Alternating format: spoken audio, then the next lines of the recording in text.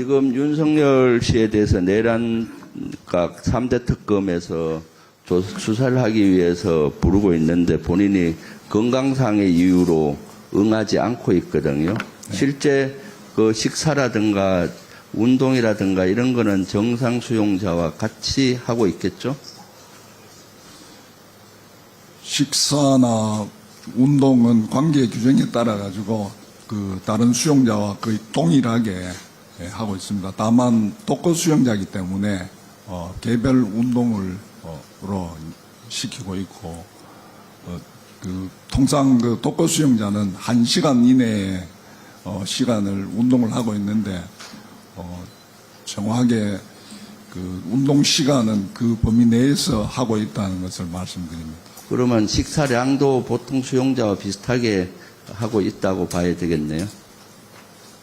그 부분은 그렇게 식사도 하고 있습니다. 그러면 건강상에 큰 문제는 없는 걸로 보이는데요. 의료팀장 누구 오셨나요? 예, 의료과장 여기 있습니다. 네, 그 앞에 마이크를 좀 써주세요. 우리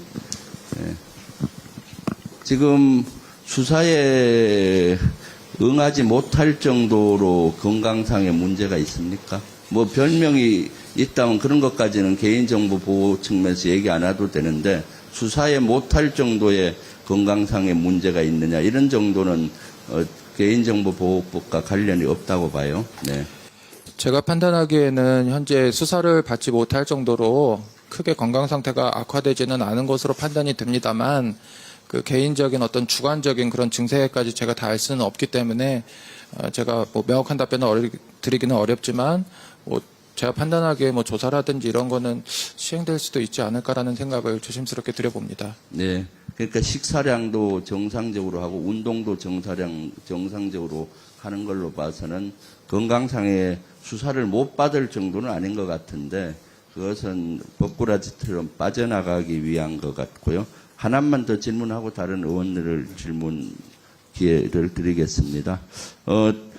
특검에서는 그래서 윤석열 씨를 인치 요구를 하고 있는데 서울구치소에서는 전직 대통령 신분을 고려해서 물리력을 사용할 수 없다라고 하면서 강제 인치에 대해서 제대로 하지 않고 있습니다. 그 이유가 있습니까, 소장님?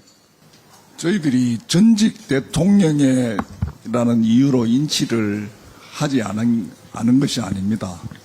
아니고 저희들이 그 인치 요청을 하는 공문을 받고 그 절차에 따라 가지고 본인에게 통보를 하고 또 저 포함해서 수차례 출석하도록 면담을 통해 가지고 설득을 하고 1차적으로 설득을 하고 또 관계부서 출정과 그 직원들 그 인치 업무를 담당하는 직원들에게 지시를 해서 인치하도록 하였지만 계속적인 설득에도 본인이 완강히 거부한 그런 상태에서 저희들이 어떤 물리력을 동원해서까지 이렇게 한다는 그런 부분에 있어서 그 교도관이 그 물리력을 행사하는 어떤 그런 기준이나 법적 절차가 거기에 해당하는 어떤 그런 사항이 없는 상황이고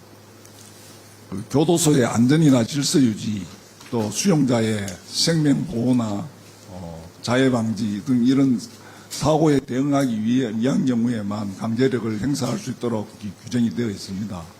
그래서 그런 그 부분에 있어서 명확한 규정이 없는 상황에서 저희들이 여러 가지 그 전례나 또 그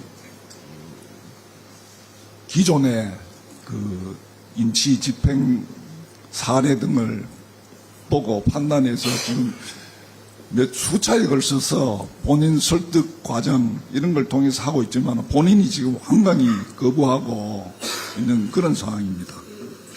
알겠습니다. 네, 백혜련 의원님. 우류과장님, 지금 아까 그 객관적인 소견으로는 건강상의 이유는 없는 것으로 보인다고 말씀하셨잖아요. 그러니까 그 의사로서의 소견으로 볼 때는 윤석열 씨의 건강이 수사를 받지 못할 정도의 그런 건강 상태는 아니라고 본다는 거죠. 제 판단에는 그렇습니다. 네. 그러니까 그동안 네. 그러니까 의사로서의 소견이신 거잖아요. 의사로서의 소견으로 볼 때는 네, 근데 의사가 뭐 수용자의 그 건강적인 모든 그 진술을 들어볼 때 주관적인 거나 그런 것까지 다 알 수는 없기 때문에 뭐 통증을 호소하는 경우가 있을 수는 있지만 그게 어느 정도 아픈지는 알 수는 없으나 통상 이 정도는 되겠거니라고 생각을 할 수는 있습니다. 그게 이제 의사의 경험이니까요. 근데 그런 걸로 봤을 때 지금 뭐 어떤 조사라든지 뭐 그런 거에 뭐 재판에 가고 이런 거에 있어서 큰 문제점은 없어 보이기는 합니다. 네. 그동안에 이거는 이제 소장님한테도 묻는데 구치소에서 이게 의사로서의 객관적인 소견은 문제가 없다. 그런데 주관적인 사유로 거부한 사례가 있었나요? 주관적으로 내가 아프다 이래가지고 통상적으로 출정을 거부하고 뭐 출정을 거부한 사례가 수도 없이 있었지만 과거 사례를 보면은 그 개인의 주관적인 의사 표시로 알고 있습니다. 알고 있고 또 병원에 입원해 있거나 명백한 어떤 객관적인 사실을 기준으로 이제 뭐 한 상태에서도 그런 사례가 있고 그렇습니다. 그럼 아니 이거는 거부의 의사는 지금 명확한 겁니다. 그렇죠? 그래서 거부의 네, 의사는 그렇습니다. 명확하고 그런데 그 거부의 사유가 건강이 안 좋아서 몸이 아파서라는 주관적인 이유로 다른 사람들은 인정하지 않는 주관적인 이유로 거부한 사례가 있냐는 거죠. 그런 그러니까 사례가 있는 걸로 알고 있습니다. 있어요? 네, 그렇습니다. 또 다른 사례가? 네, 그런 사례가? 어떤 본인이 완강하게 거부를 할 경우에 저희들이 끝까지 이렇게 시간이 임박할 때까지라도 계속 이렇게 설득을 합니다.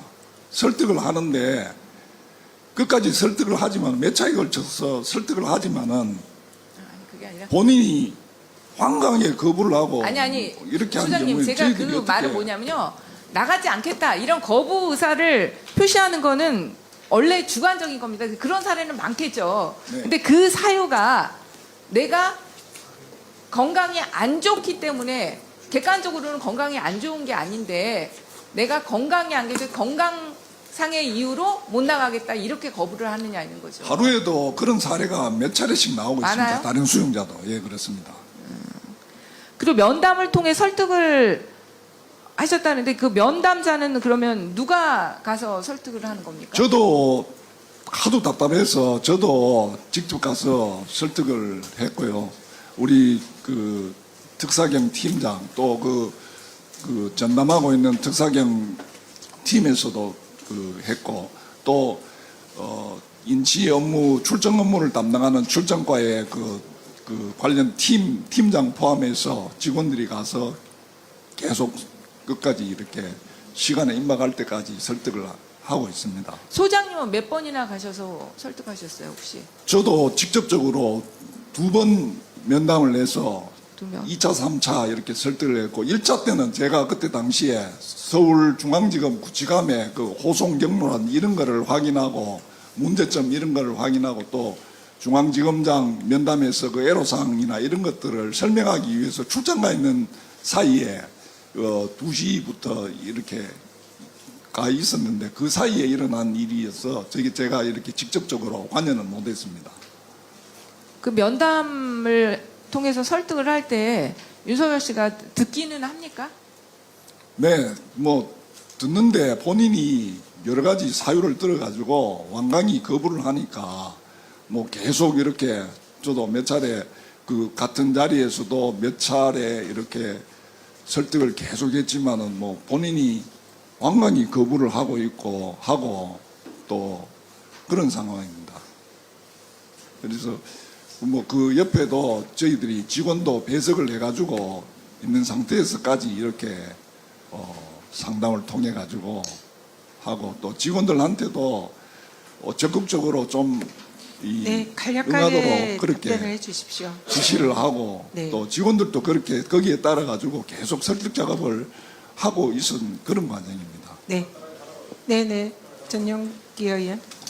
그럼 보통 하루에도 몇 차례씩 이렇게 거부하는 배소자가 나오고 있다라고 말씀을 주셨는데요. 그럼 그럴 경우에는 어떻게 다시 한번. 하루에도 몇 차례씩 구인을 거부하는 재수자들이 있다는 거 아닙니까? 네.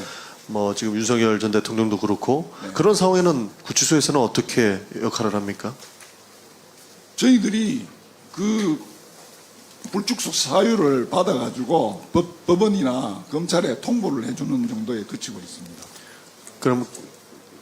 그러면 지금처럼 버티기만 하면 방법이 없다라는 말씀이신가요? 저희들이 어떻게 할 수 있는 방법이 없습니다.